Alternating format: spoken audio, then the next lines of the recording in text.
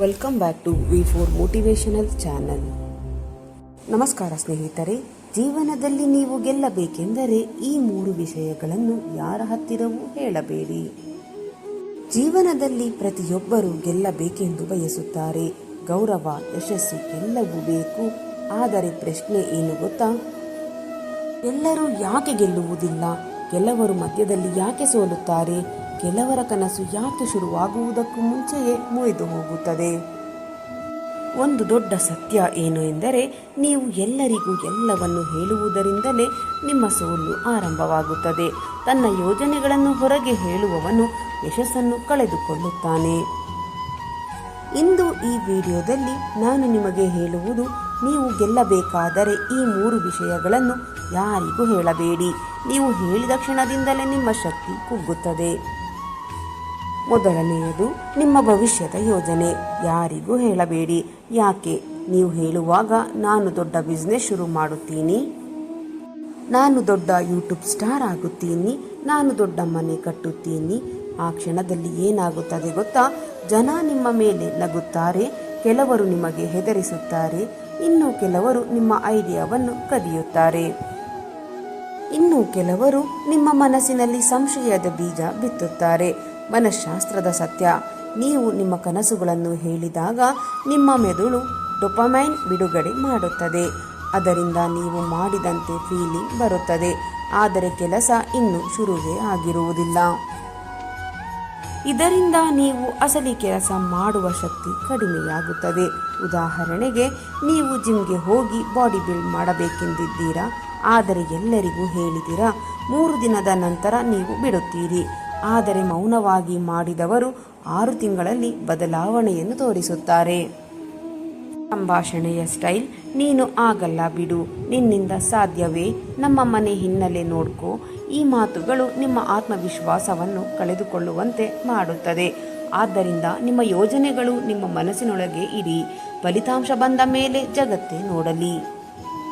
ಎರಡನೆಯದಾಗಿ, ನಿಮ್ಮ ದುರ್ಬಲತೆ, ವೀಕ್ನೆಸ್. ಯಾರಿಗೂ ಹೇಳಬೇಡಿ. ಯಾಕೆ? ಇದು ಅಪಾಯಕಾರಿ. ನೀವು ನಿಮ್ಮ ದುರ್ಬಲತೆಯನ್ನು ಯಾರಿಗಾದರೂ ಹೇಳಿದರೆ ಅವರು ನಿಮಗೆ ಸಹಾಯ ಮಾಡಬಹುದು, ಆದರೆ 90% ಜನ ಅದನ್ನು ನಿಮ್ಮ ವಿರುದ್ಧ ಬಳಸುತ್ತಾರೆ. ನಿಮ್ಮ ಹತ್ತಿರ ಸಾಲ ಕೇಳುವುದು. ನೀವು ಕಡಿಮೆ ಸಂಪಾದಿಸುತ್ತಿದ್ದರೆ ನಿಮಗೆ ಗೌರವ ಕಡಿಮೆ. ನಿರ್ಲಕ್ಷ್ಯವಾಗಿ ನೋಡುವುದು.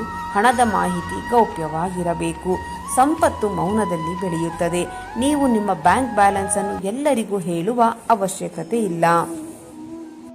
ನಿಮ್ಮ ಜೀವನದ ಮಟ್ಟವೇ ಮಾತನಾಡಲಿ. ಮಧ್ಯಭಾಗ, ಭಾವನಾತ್ಮಕ ಪವರ್ ಸ್ವಿಚ್. ಸ್ನೇಹಿತರೆ, ಸಿಂಹ ತನ್ನ ಗರ್ಜನೆಯನ್ನು ಎಲ್ಲರಿಗೂ ಹೇಳುವುದಿಲ್ಲ.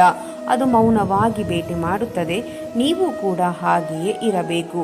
ಹೆಚ್ಚು ಮಾತನಾಡುವವನು ಕಡಿಮೆ ಸಾಧಿಸುತ್ತಾನೆ. ಮೌನವಾಗಿ ಕೆಲಸವನ್ನು ಮಾಡುವವನು ಜಗತ್ತನ್ನೇ ಗೆಲ್ಲುತ್ತಾನೆ. ಹೆಚ್ಚುವರಿ ಆಳವಾದ ವಿವರಣೆ ಯಾಕೆ? ಮೌನ ಯಶಸ್ಸಿನ ರಹಸ್ಯ. ಮೌನ ಕಾನ್ಸಂಟ್ರೇಷನ್ ಅನ್ನು ಕೊಡುತ್ತದೆ. ಮೌನ ನಿಮ್ಮ ಎನರ್ಜಿಯನ್ನು ಉಳಿಸುತ್ತದೆ. ಮೌನ ನಿಮ್ಮ ರೆಪ್ಯುಟೇಷನ್ ಬಿಲ್ಡ್ ಮಾಡುತ್ತದೆ.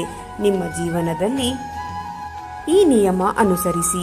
ಯೋಜನೆ, ಮೌನ, ದುರ್ಬಲತೆ, ರಹಸ್ಯ, ಹಣ, ಗೌಪ್ಯ, ಪ್ರಾಯೋಗಿಕ. 30 ದಿನದ ಚಾಲೆಂಜ್ ಹಾಗೆಯೇ ತೆಗೆದುಕೊಳ್ಳಿ. 30 ದಿನಗಳವರೆಗೆ ನಿಮ್ಮ ಗೋಲ್ಸ್ ಯಾರಿಗೂ ಹೇಳಬೇಡಿ. ನಿಮ್ಮ ಇನ್ಕಮ್ ಹೇಳಬೇಡಿ. ನಿಮ್ಮ ಫೇರ್ ರಿವೀಲ್ ಮಾಡಬೇಡಿ. ಮತ್ತೆ ನೋಡಿ ನಿಮ್ಮ ಆತ್ಮವಿಶ್ವಾಸ ಎಷ್ಟು ಹೆಚ್ಚುತ್ತದೆ ಎಂದು. ಸ್ನೇಹಿತರೆ, ನಿಮ್ಮ ಜೀವನ ಒಂದು ಯುದ್ಧ.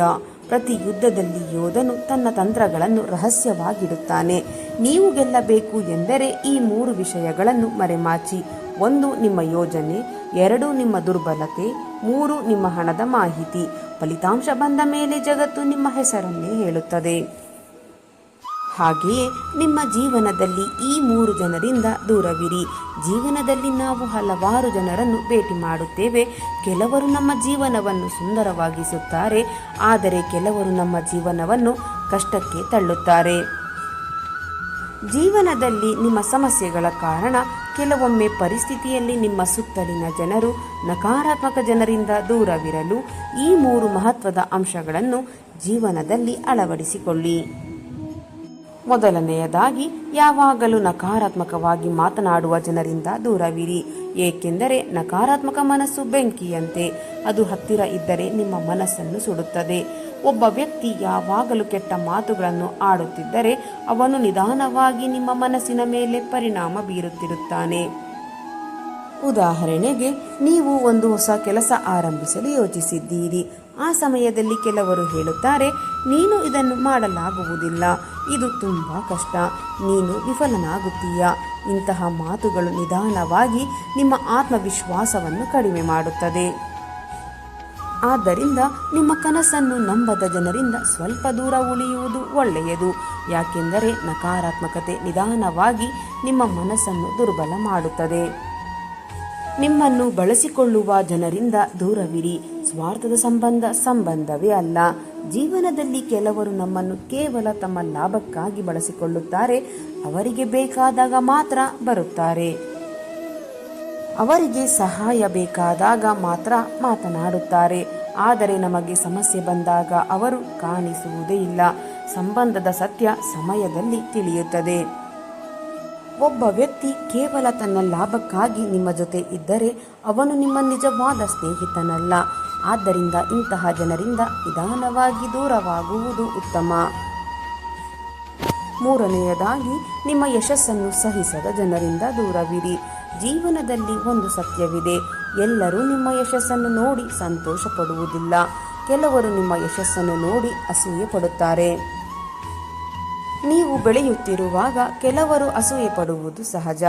ಆದರೆ ಅಂತಹ ಜನರನ್ನು ಮನಸ್ಸಿಗೆ ತೆಗೆದುಕೊಳ್ಳಬಾರದು. ಸ್ನೇಹಿತರೆ, ನಿಮ್ಮ ಜೀವನವನ್ನು ಬದಲಾಯಿಸಲು ನಿಮ್ಮ ಸುತ್ತಲಿನ ಜನರನ್ನು ಬಹಳ ಜಾಗೃತೆಯಿಂದ ಆಯ್ಕೆ ಮಾಡಿ.